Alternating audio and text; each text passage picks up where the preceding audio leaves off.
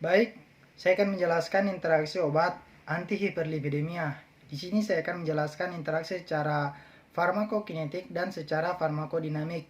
Interaksi pertama yakni interaksi secara farmakokinetik. Ada obat lovastatin dan simvastatin. Jadi, interaksi antara kedua obat ini akan meningkatkan kadar statin di dalam darah.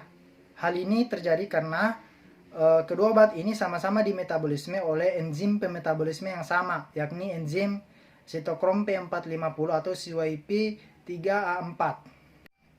Interaksi kedua, interaksi antara ezetimibe dan rifampicin.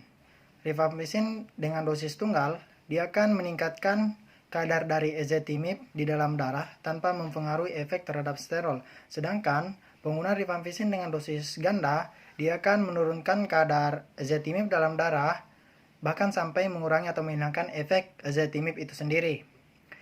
Hal ini terjadi karena rifampicin akan meningkatkan penyerapan dari ezetimibe dengan menghambat para glikoprotein dari usus atau protein transporter lain. Interaksi ketiga, interaksi antara obat kolesterol dan gemfibroksil.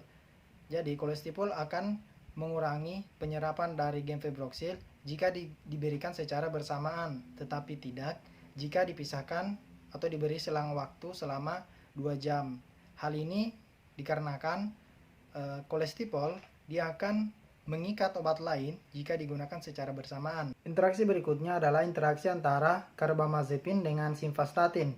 Jadi karbamazepin akan menurunkan secara drastis kadar simvastatin di dalam darah.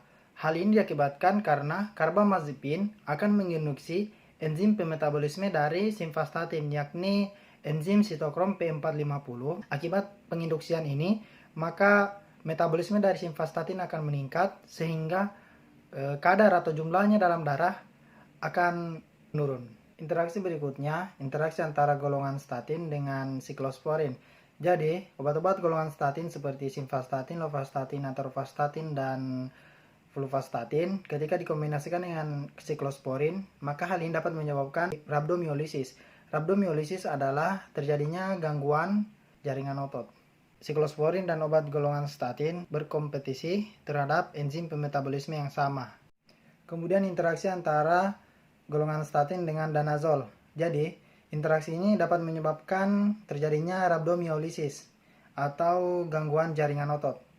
Hal ini terjadi karena danazol akan menghambat enzim pemetabolisme dari golongan statin, yakni sitokrom P450.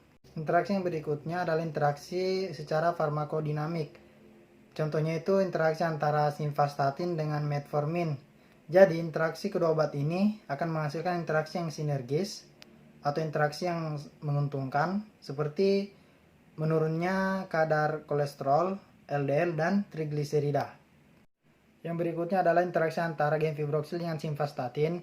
Interaksi ini akan menyebabkan terjadinya rhabdomyolysis atau gangguan jaringan otot yang disebabkan oleh meningkatnya kadar simvastatin di dalam darah karena adanya pengaruh terhadap enzim pemetabolisme dari simvastatin. Interaksi berikutnya adalah interaksi antara gemfibroksil dengan glimepirat atau glikazid. Hal ini akan menyebabkan meningkatnya efek hipoglikemia.